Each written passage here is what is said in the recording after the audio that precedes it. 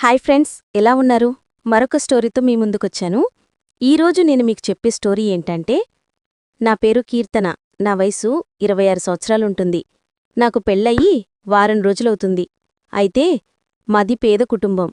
అందువల్ల మేమెక్కువ కట్నం ఇవ్వలేక, మాకు తగిన సంబంధం దొరక్క నాకిలా 26 సంవత్సరాలకు పెళ్ళైంది. మా ఆయన 38 సంవత్సరాలు. నాకన్నా 12 సంవత్సరాలు పెద్దాయన. ఆయనకు చదువుకుని గవర్నమెంట్ జాబ్ కొట్టాలని ఆసుండేది. ఆఖరికాయనకు కలెక్టర్ ఆఫీసులో డిఆర్గోగా జాబ్ వచ్చింది. ఆయన చాలా సంబంధాలు చూడ్డానికి వెళ్ళాడు. కాని అతని వయసు 38 సంవత్సరాలయ్యేసరికి ఎవరో అమ్మాయినివ్వలేదు. కాని మా ఇంట్లో వాళ్లు కట్నం తక్కువ తీసుకుంటాను అనేసరికి అతనికిచ్చి పెళ్లి చేశారు. మొత్తానికి నాకు పెళ్ళైంది. ఎవరైతే ఏంది, పెళ్లి చేసుకోవడం ముఖ్యమని నేను కూడా ఒప్పుకుని పెళ్లి చేసుకున్నాను. అయితే పెళ్లి తర్వాత మొదటి రాత్రి రోజు మా ఆయన నా దగ్గరికొచ్చి, మొదటి రాత్రి బయటికి వెళ్ళి చేసుకోవాలనుంది, హనీమూన్కి వెళ్దామా గోవాకి అని అన్నాడు. సరే వెళ్దామండి అని చెప్పాను. సరే అని తర్వాత రోజే టికెట్ బుక్ చేసి వెళ్ళిపోయాము. అక్కడ హోటల్లో రూమ్ తీసుకున్నారు. హోటల్ నాకు చాలా బాగా నచ్చింది.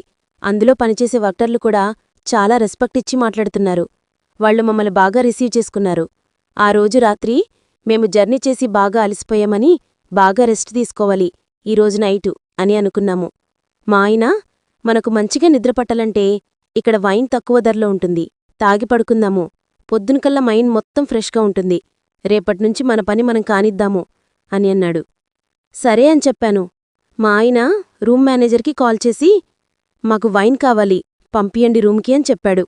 సరే అని వైటర్తో వైన్ పంపించాడు. నేను మా ఆయన ఇద్దరం ఫ్రెషప్ అయి కూర్చున్నాము. వైటర్ వైన్ తీసుకొచ్చాడు. మా ఆయన, నేను బాత్రూంకి వెళ్ళొస్తాను అని చెప్పి బాత్రూంకి వెళ్ళాడు. ఆ వైటర్ నన్నేదోలా చూస్తున్నాడు. అతని కళ్ళు నన్ను చూసుకుంటూ నా దగ్గరుండి ఏదో ఆశిస్తున్నట్టనిపించింది. మా ఆయన వచ్చి అతనికి అమౌంట్ క్లియర్ చేసి పంపించేశాడు. ఆ రోజు రాత్రి మేము తాగి పడుకున్నాము. మా ఆయనకెక్కువై సోఫాలోనే పడుకున్నాడు. నేను రూంలో వెళ్ళి పడుకున్నాను. ప్రొద్దున్లేవగానే బీచ్కి వెళ్ళి ఫ్రెషప్ అయిదాం, ఎంజాయ్ చేద్దాం పదా అని మా ఆయన తీసుకువెళ్ళాడు. అయితే మేం బీచ్కి వెళ్ళగానే రాత్రి మాకు వైనిచ్చిన అతను మాకన్నా ముందు ఎంజాయ్ చేస్తున్నాడు.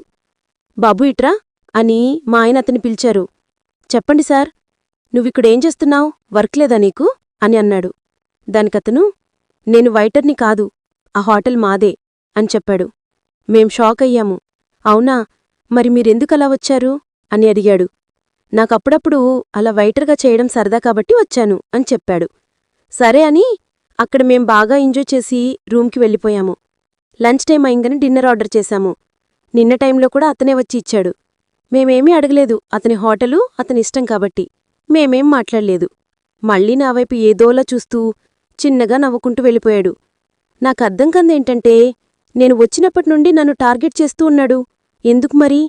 నాకు చాలా అనుమానాలున్నాయి. మళ్ళీ ఒకసారి ఆర్డర్ పెడదాం, వస్తాడేమో అని చూద్దామని ఆర్డర్ పెట్టాను. అయితే మా ఆయన పడుకునున్నాడు. నేను హాల్లో పెర్చున్నాను. అదేంటో కాని మళ్ళీ అతనే వచ్చాడు. ఈసారి గట్టిగా అడిగిద్దామని అనుకున్నాను. అతను రాగానే ఫస్ట్, నా గురించి ఏమనుకుంటున్నావు అని అడిగాను. ఏం లేదు, నేనేమనుకుంటాను నీ గురించి అని చెప్పాడు.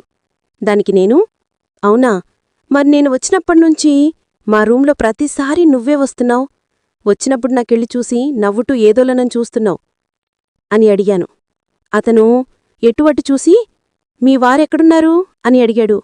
రూంలో పడుకునున్నారు అని చెప్పాను. అలా చెప్పగానే అతను నన్నొకసారి నువ్వు నిలబడు అని చెప్పాడు. సరే నిలబడ్డాను. అతను నన్ను దగ్గరికి లాక్కుని తన పెదాలతో నా పెదాలకు తాళం వేశాడు. ఒక్కసారిగా అలా చేయగానే నాకేమీ అర్థం కాలేదు. వదలు అని అతన్ని నెట్టేశాను. ఇక్కడ్నుంచి వెళ్ళిపో, ఇంకోసారి నాకు కనిపీకు అని చెప్పాను. దానికతను, నువ్వు చాలా బందంగా ఉన్నావు, చూడ్డానికి నాకు నచ్చావు, నువ్వు అనుమతిస్తే నిన్ను సరదాగా బీచ్లో మీ ఆయన ముందే బీచ్లోనే స్నానం చేస్తుండగాని నిన్ను నాలో కలుపుకుంటాను చూడు అని చెప్పాడు. నాకేమీ అర్థం కాలేదు. సరే చూద్దాంలే, ఇక నువ్వు ఇక్కడ్నుంచి వెళ్ళు అని తిట్టి పంపించేశాను. కాని అతను వెళ్ళాక బీచ్లో నేను స్నానం చేస్తుండగా మా ఆయనే పక్కనే ఉంటాడు. నన్ను తనలో ఎలా కలుపుకుంటాడు? అతను చెప్పింది నాకేమీ అర్థం కాలేదు. నేను అలా ఆలోచిస్తూ ఉండిపోయాను. మా ఆయన నిద్రలేచి, మనం మళ్ళీ బీచ్కి వెళదామా అని చెప్పాడు. బీచ్కి వెళదామా అని చెప్తున్నాడు కాని మనం వచ్చిన పని చేద్దామా అని అసలు చెప్పట్లేదు. నేను సిగ్గు విడిచి చెప్పలేకపోతున్నాను. మా ఆయనకు అర్థం కావట్లేదు. ఇక్కడ వచ్చింది దేనికి? బీచ్కి వెళ్లడానికా? వచ్చి 2 రోజులైతుంది, ఇంకా ఏం చేయట్లేదు అని నాలో నేననుకుని, సరే అండి వెళ్దామని చెప్పి బీచ్కి వెళ్ళాము. బీచ్కి వెళ్తుంటే నాకతని రూంలో చెప్పిన విషయమే గుర్తుకొస్తుంది. బీచ్లో నన్ను ఏమైనా చేయడానికి ప్లాన్ చేశాడేమో అని అనుకుంటున్నాను. అలా మేం బీచ్కి వెళ్ళిపోయాము.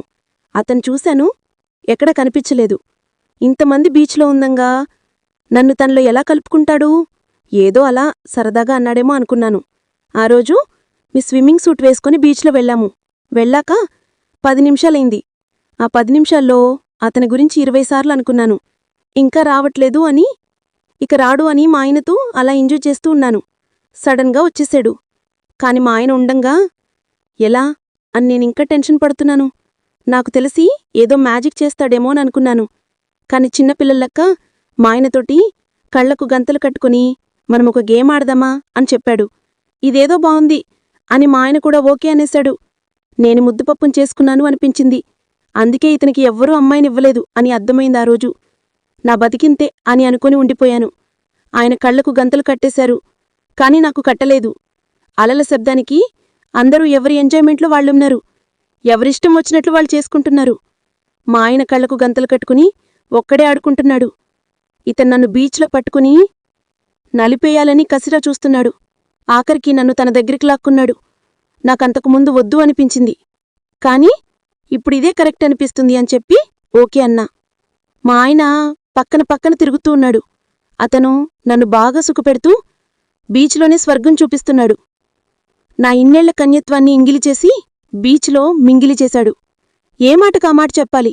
బీచ్లో అలా చేస్తుంటే చాలా కొత్తగా అనిపించింది. అసలే నాది ఫస్ట్ టైం.